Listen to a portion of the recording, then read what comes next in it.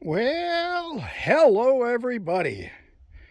And I'm out here by the solar panels on a beautiful springtime day. Yep, around 70 degrees, calm, just beautiful. Turbine's not moving. Just really nice. My flag's not up because I need to replace the rope. It took a beating in one of the windstorms, so instead of having the flag blow down, I'm going to replace the rope first. So anyway, what am I doing out here? I straightened out the panel rack. And you go, well, why'd you leave that broken panel on there? Remember, that was the second panel in. I moved the first one over. And then just for the heck of it, I said, I wonder if this broken panel is completely dead or shorted or whatever. And I said, well, let me get my Kaiweets multimeter out, and there it is right there. That's the cover. So I set it up over here. Yeah, let's get underneath here. Now there's the wire coming down from that panel. Comes across here, and then you can see I've got it wired to the probes from the multimeter. And how do I know which one's positive? Well, you see the stripes on the side of the wire here. One side of the wire has those stripes, the other one is just plain black. And we all know that black in DC voltage means negative. So anyway, here's the meter, and here's the power button. And we'll push that on. And here we go. Look at that. And see if you can read that. 18.17 volts. Isn't that something? So the panel's still working. So I had cut the wire thinking it was shorted, and I didn't want to short out my controller. So the other half of the wire is over here somewhere. Oops, there it is. There it is right there. So I'm all ready. You can see I've got one each shrink tubing on each one of these two. So I'll twist those together and then slide these two over and shrink them. And then I've got a bigger one, shrink tube right there, that I'll slide over the two of them and shrink that down too. And that should give me a good weatherproof connection out here. And then I can finish tying up these wires. As you can see, I've already started them. I need another tie here in the middle, and then that'll be all set. Okay, so that's one of the things I've already done this morning, and it's just about lunchtime, so I'm going to go in and have lunch. But before I did, I wanted to get this all on video. And there's one other thing that I want to show you that I did. And you see lots of green growing around the desert. And that green, this stuff up close to the bush right there, it looks like dandelion. The chickens love that, so I feed them that stuff. But also, all the other green that's around here, I want to cut a bunch of it down and use it. And you say, use it for what? Well, I'm going to show you right now. You remember that song? I'm a little teapot, short and stout. Well, here we go.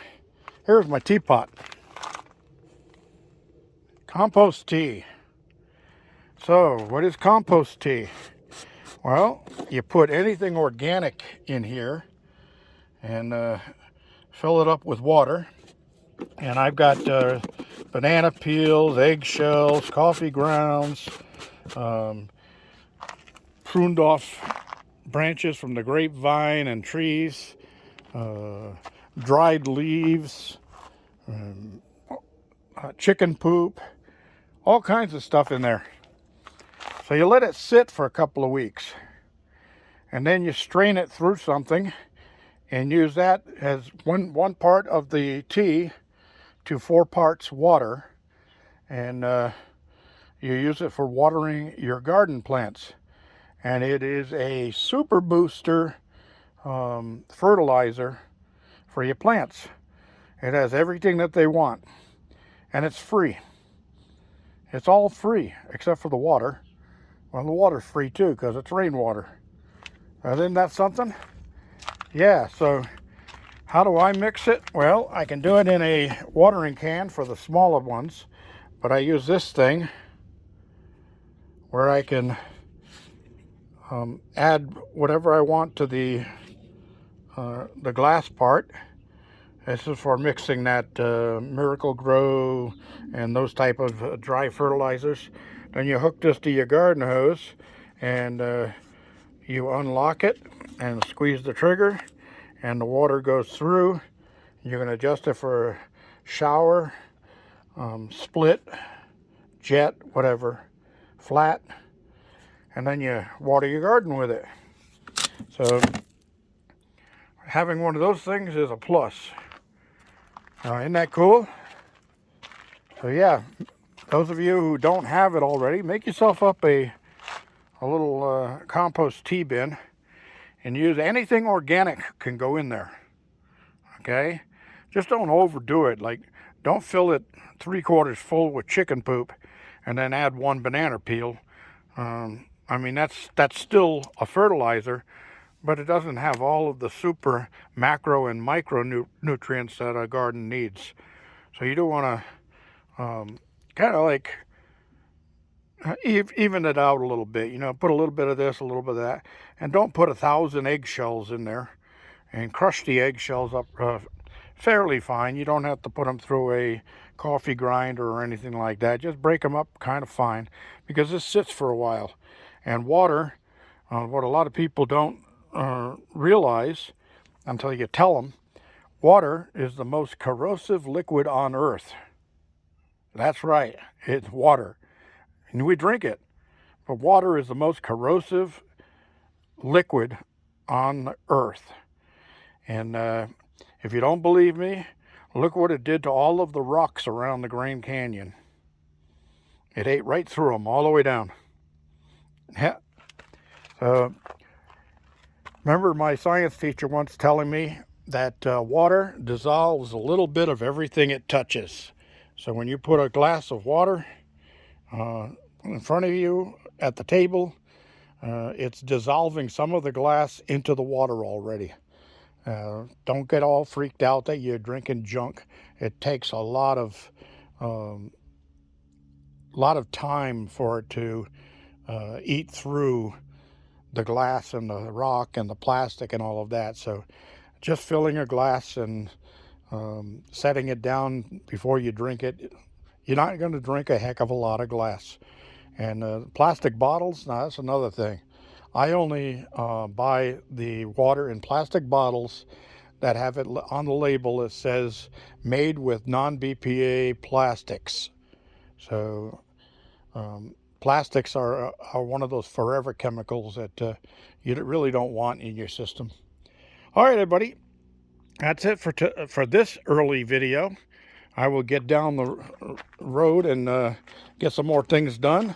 And if I feel like it, I'll shoot another video later. But before I leave here, look at the apricot blossom. It's opened up and it's smiling.